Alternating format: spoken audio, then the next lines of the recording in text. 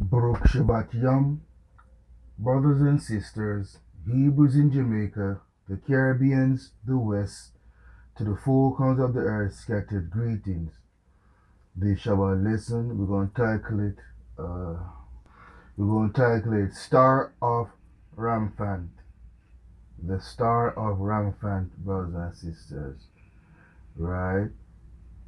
In context, the star which was spoken of in Numbers 24:17 is not talking about a star everybody commonly associate to Israel, right? Talking about those fake Jews, those identities located in the northeast of Africa, right? Although we know that that's not the actual Jerusalem per se, you see, but if you want to know the location, go back into my video archives, brothers and sisters, right? Mount Zion series, and you will get the full context and physical location, right? But nevertheless, that's our land too, Northeast Africa and the surrounding area where those thieves at, right? Right, brothers and sisters. So again, in context, the star which was spoken of in Numbers 24:17 is not talking about the star everybody commonly associates Israel, Yashrael, or that of the star of Ramphan, in which the scriptures speak of. The star comes out of Yaakov, meaning a ruler and a king. The star of Solomon, which everyone is associated Israel with those identities, has never been a part of ethnic Yashrael emblem of insignia. There shall come a star out of Yaakov. Literally, they had come forth a star out of Yaakov, and the verb is the prophetic past or historic tense of prophecy, denoting the certainty of event predicted. Right, Jude 1:14, behold, Yahuwah cometh, literally came. If there is any ambiguity in the first symbol, it is removed in the second. A star is a fitting image of illustrious king or ruler. Genesis 49:10 shows that it is so employed in the present instance. The Targum of Onkelos is as follows. When the king shall arise out of Yaakov, and the Messiah shall be anointed from Israel. The Targum of Palestine reads thus: a king is to rise from the house of Yaakov, and a redeemer and ruler from the house of Israel. Ibn Ezra interprets these words of David, but he says that many interpret them of the Messiah. It seems to have been with reference to this prophecy that the pretender to the title of Messiah in the days of the Emperor Adrian took the name of Bar Kochab or Bar Kochaba, the son of a star. The words of Magi or Magi, we have seen this star in the east. Matthew 2:2 appear to have reference to this prophecy. And we know, brothers and sisters, you know. So, brothers and sisters, so if the wise men or Magi men came from the east, Bethlehem, right, would be positioned to the west side from their point of view. And if they saw the star in the east, they would have proceeded further east, following the star, and not gone to the western side. You see, brothers and sisters, so that's that. In the New Testament, Stephen condemns Jewish idolatry in the following verse. Ye took up the tabernacle of Moloch and the star of your god Ramphan, figures which ye made to worship them, and I will carry you away beyond Babylon. It is seen as reference to Amos 5:26 to 27. Right? Amos 5:26 to 27. So let's look at that, brothers and sisters, right? Okay, brothers and sisters, take a look at the screen. Right? Amos 5:26 to 27, 1611 KJV, right? But ye have borne the tabernacle of your Moloch and Chion, your images, the star of your God, which ye made to yourselves. Therefore will I cause you to go into captivity beyond Damascus, said Yahuwah, whose name is the Elohim of hosts. Right? In his final sermon before he was martyred, Stephen recited the history of rebellious Israel, referring to the idolatry of the ancient Israelites, right? Stephen mentioned the Elohim, or the god Molech, and the star of your god Ramphan, Acts 7:43. Let's look at that, brothers and sisters, right? Okay, brothers and sisters, Acts 7:43, right? Take a look on the screen, brothers and sisters, right? Yea, ye took up the tabernacle of Molech, and the star of your god Ramphan, figures which ye made to worship them, and I will carry you away beyond Babylon. Right?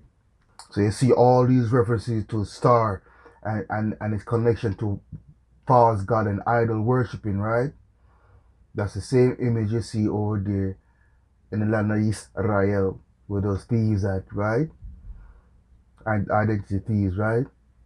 Converters. Right, brothers and sisters? Converters. In the context of Stephen's reference to the star of your God Ramphan, he mentioned the golden calf that Israel worship at Sinai. Right? Okay, brothers and sisters, take a look at the screen. Acts 7, 39 to 41. Right? 1611 KJV. Right, brothers and sisters, to whom our fathers would not obey, but thrust him from them, and in their hearts turned back again into Egypt. And that's what's going on right now, brothers and sisters. You see, many of our people turn their face again towards Egypt. You see many of them talking about Egyptology. You see they talk about the ankh. You see they're wearing the ankh. You see they're lusting after the things of the world, the Babylon system, which is Egypt system, Roman system, house of bondage. You see they're turning back to that. And that's going to be their downfall, because Mount Zion is there waiting. The Most High house is still desolate. Right? Many of you have your millions of dollars and you want to still spend it in the land of your captivity. Try to live comfortably in the land of captivity. May that make sense? The same connection with reparations. Right? You want fight for reparation. Yes, that's your right. But then you're going to spend it in the land of your captivity. Reparation is connected to repatriation. You get it? And then you leave. That's what our ancestors did when we was in Egypt. After the Most High deliver us. Only He can deliver us and give us reparation. And when He delivered us, what happened? We got all the spoils of Egypt. But we didn't stay in Egypt. We left. We went back to our land. But y'all just don't get it. You stiff-necked so-called black people don't get it. And again, what's the same getting reparation if you're married to Massa? The same very people you're asking reparation from. May that make sense? Right? And I still cannot get any answer from that. Right? But let's continue. To whom our fathers would not obey, but thrust him from them, and in their hearts turned back again into Egypt, saying unto Aaron, Make us gods to go before us, for this Moshe, which brought us out of the land of Egypt, Mizraim, we wot not what is become of him. So you see the disloyalty, the forgetfulness of Israel, ethnic Israel, Yashrael. Just now the Most High delivered them from Egypt, showed them all this sign and wonder. Moshe delayed in Mount Sinai upon the mount of the Most High, and they start murmuring and bickering. Typical of today's so-called black people, right? Murmuring and bickering. Instead of come back to his Lord's command and statutes, so the Most High can sweep up the judgment upon our enemy and upon our wicked, inside and out of Israel. The commandment is not burdensome, but you make it burdensome because you love the word and you want to be like the word. And this is why we were punished, because of idol God worshipping and devil worshipping. So the Most High cast us out of his sight and scatter us to the four corners of the earth, and we're still doing the same damn thing today. Right? When will we learn? When will we learn? He then says that God turned away from them and gave them over to the worship of the sun, moon, and stars. One of those stars they worship was the star of Ramphan. Right? Finally, Stephen points to Elohim's determination to send Israel into exile in Babylon. Stephen's argument before the Sanhedrin, right, the Sanhedrin, was that the current generation of Israel was just as stiff-necked as their ancestors, and the same stiff-necked you could see today in this modern time, right? The same exact stiff-neckedness in this modern time. You won't come back to the Most High in Yahushua's name. You won't come back to his laws, commandments, statutes. You won't leave your religion and pagan feast and holiday that they give you. You know, you won't leave no day celebration that the world gives you. You're stuck on it. You know, you keep envying the ways of your oppressor. You keep marrying them. You keep procreating with them. You keep building them up. And in the same instant, tearing your own self down, canceling yourself out completely. You white out yourself. You're trading your royal seed for the serpent seed. And that's going to be your downfall. Those who practice these acts an abomination in the sight of thus said Yahuwah. Right? Stephen's argument before the Sanhedrin was that the current generation of Israel was just as stiff-necked as their ancestors, always resisting the Holy Spirit, Ruach HaKodesh. They had proved their stubbornness in their rejection of Yahushua HaMashiach. When he referred to the star of your God, Ramphan, Stephen was quoting the Greek translation of the Old Testament scriptures known as the Septuagint. Right? This translation by Hebrew scholars was completed about the 3rd century BC. The passage Stephen quotes is Amos 5:2-6, and went over that already, which in an English translation of the LXX read, Yea, ye took up the tabernacle of Molech and the star of your God, Ramphan, the images of them which ye made for yourselves. Right?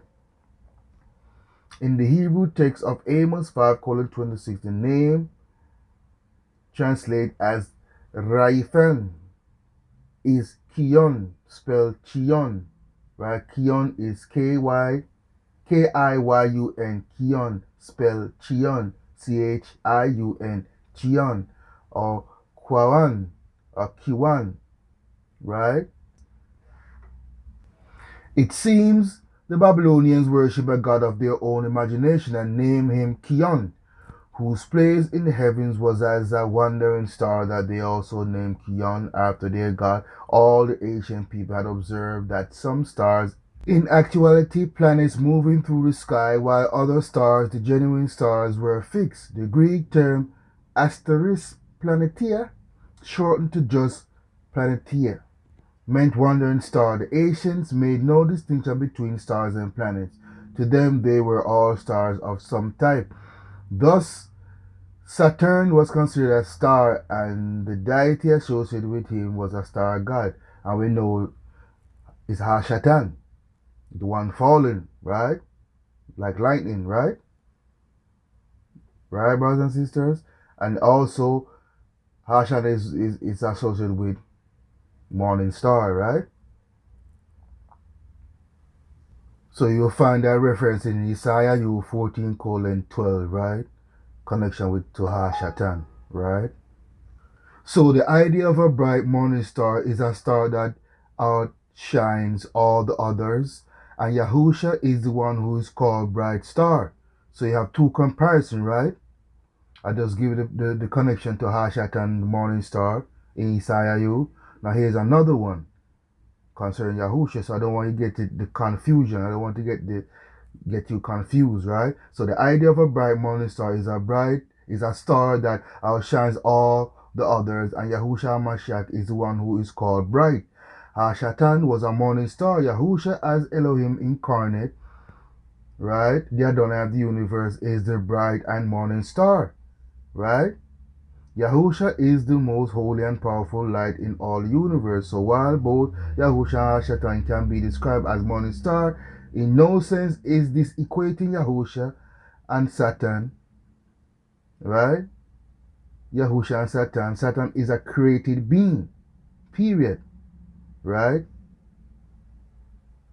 Period, brothers and sisters.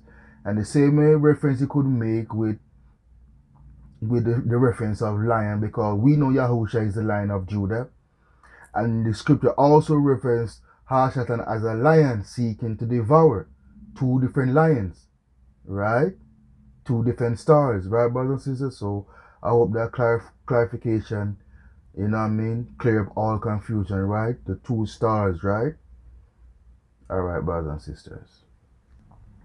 The god Kion was worshipped among the ancient Babylonians, Arabs, Syrians, and Assyrians. Every false god has its representation. Its idol, Molech, was represented by a brass bull, Astarte, right? Astarte by a tree, Dagon by a half man, half fish, and Kion by a star, the wandering star we know as the planet Saturn, right? The word Astarte is a derivative from Astaroth also. You know what I mean? You could make the connection. Right, brothers and sisters? In short, the star of your god Ramphan mentioned in Acts 7:43 is a pagan god that some ancient Israelites unwisely worshipped in the wilderness. The name Ramphan is an English translation of the Hebrew word Kion. Right? Kion. Okay, brothers and sisters, take a look at the screen. You will see a seal of Solomon, right? The seal of Solomon, known also as the ring of Solomon, is believed to be a signet ring that belonged to King Solomon of Yisrael. This ring is thought by some to have magical powers, and it originates in Jewish tradition. Nevertheless, the seal of Solomon can also be found in later Islamic and Western cultism, as both of these adopted in from Jewish tradition as a symbol. The seal of Solomon is still used today, and one of its simplest depictions is either as a pentagram or as a hexagram, the latter being similar to the Star of David, which David did not have any star. Right, brothers and sisters? David didn't have a star. What are the significance of the secret seal of Solomon and its symbol?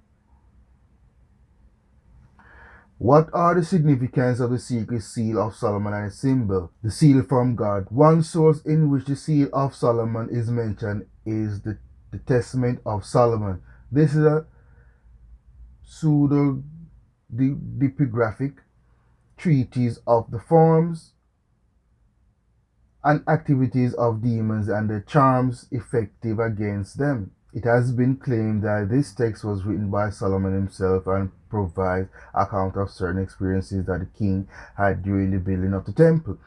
Right around the beginning of the Testament, the author provides a story to explain how Solomon received his seal from Elohim. In this story, Solomon noticed that the young son of his master's workman was growing thinner each day, despite being given double wages and double supply of food. When the child was questioned, he told the king that a demon had been harassing him every day after sunset. So you see, brothers and sisters, so when you see these mega buildings or temples built around the world, like for instance the pyramids, right? No human could build that, brother. It's giants. You know what I mean? Because those stones weigh tons upon tons upon tons, brothers and sisters. And common sense would tell there was no machinery back in those ancient times. So human beings, the Israelites, Israel could never build that. They repaired it, yes.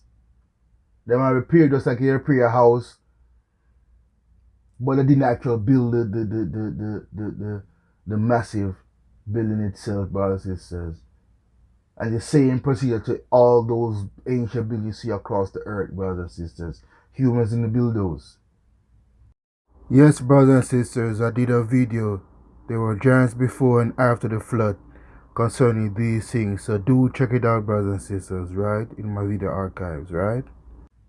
Right? Common sense, right?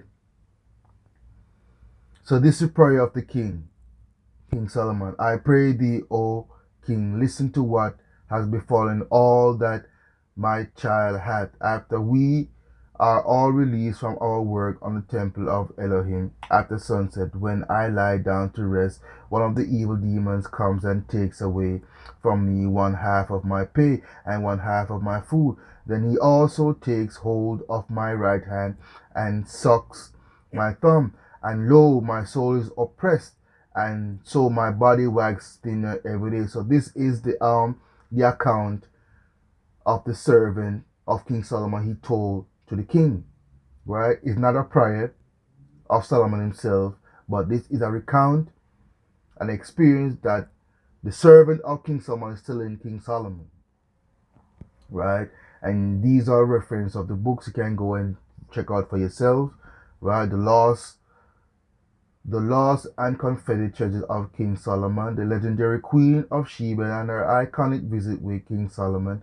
How is the fallen kingdom of Axum connected to the Queen of Sheba and the Ark of the Covenant? Right? Right, brothers and sisters?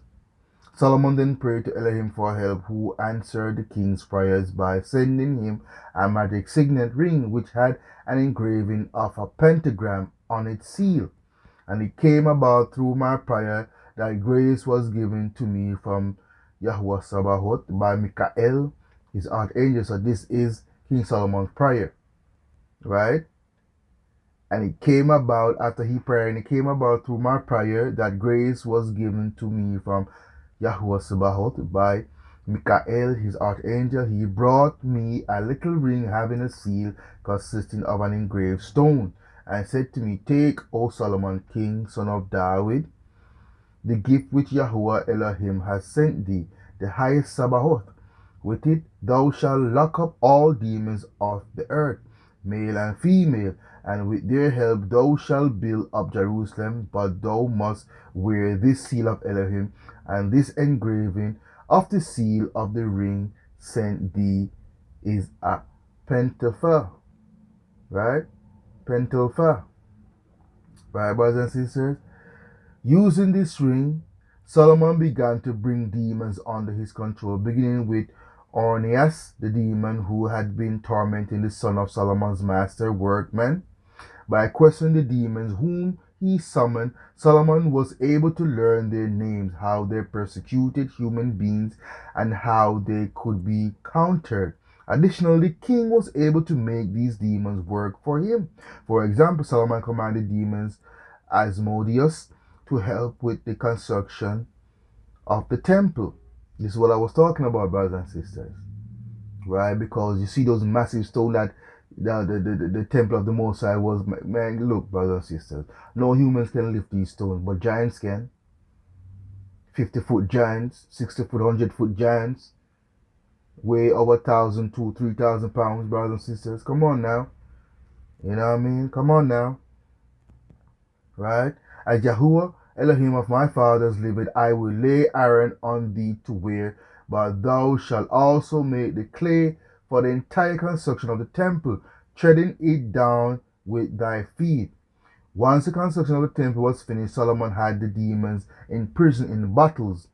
These bottles were said to have been buried under the monument that the demons helped build. In one story, demons were released when Nebuchadnezzar captured Jerusalem. When the temple was destroyed, the Babylonians found the bottles buried by Solomon, thinking that they contained gold. The soldiers opened the bottles, thus releasing the demons back into the world.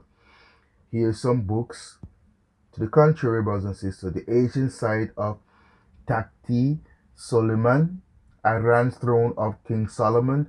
Does newly translated Hebrew text reveal insights into King Solomon's treasures? The Ark, Notoria, an ancient magical book to perfect memory and master academia. Right, brothers and sisters?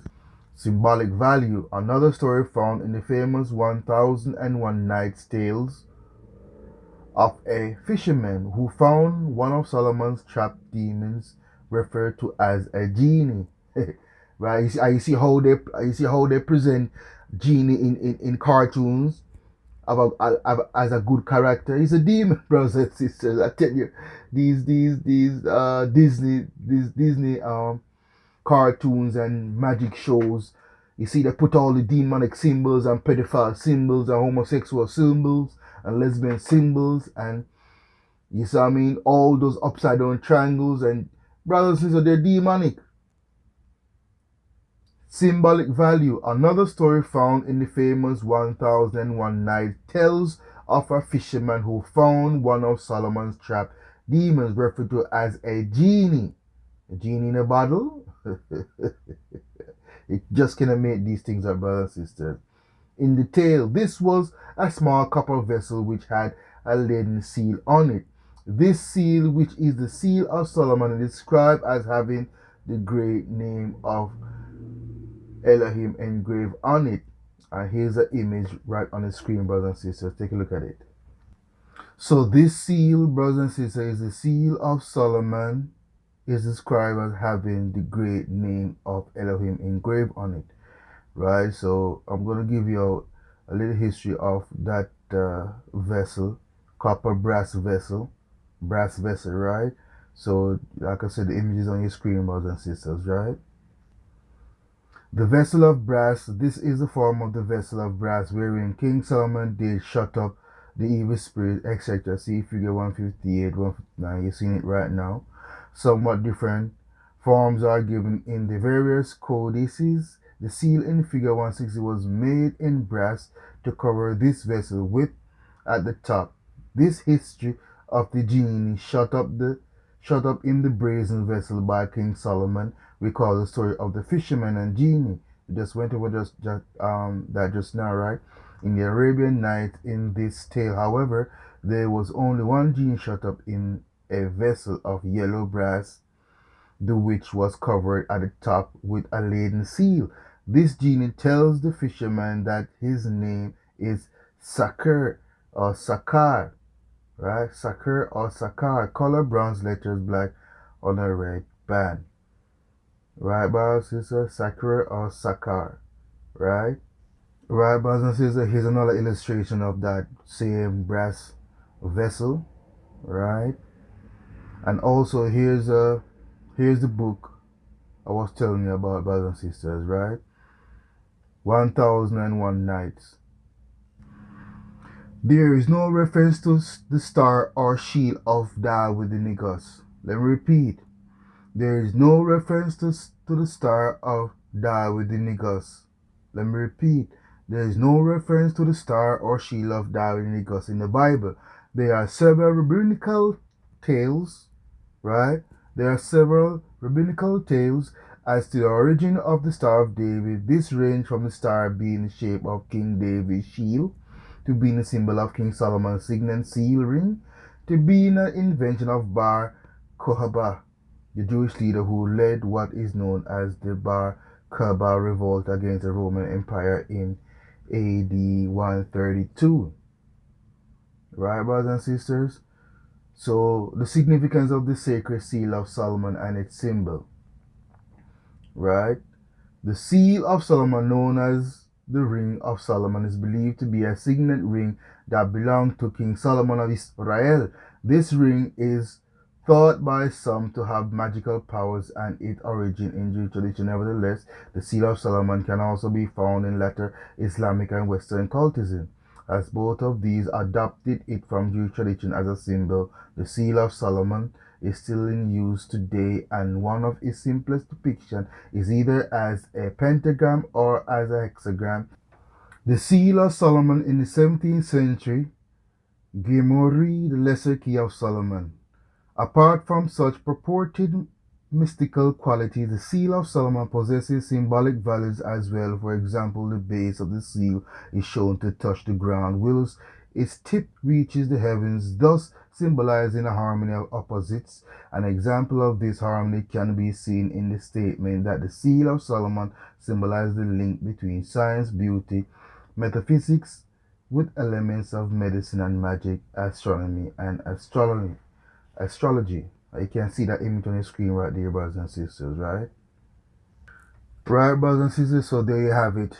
I hope you get a full understanding of, you know what I mean, the star Ramphan has nothing to do with King David. David, the niggas never had a star.